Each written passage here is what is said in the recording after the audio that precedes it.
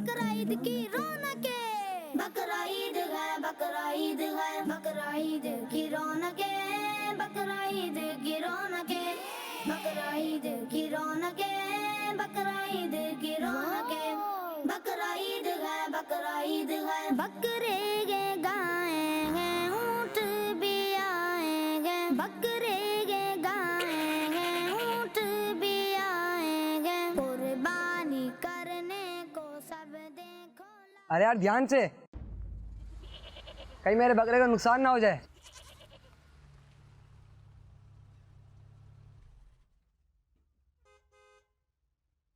यार मैंने खिला दिया है, और ना खिलाओ, मोशन हो जाएंगे बकरे को।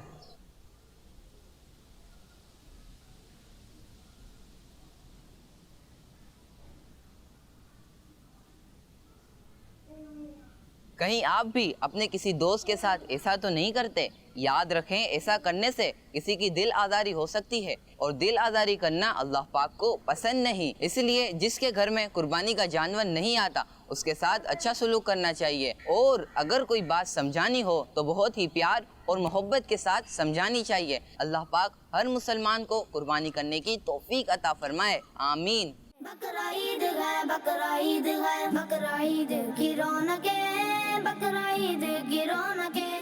बच्चों का मदनी चैनल आ गया, बच्चों का आ गया, आ गया।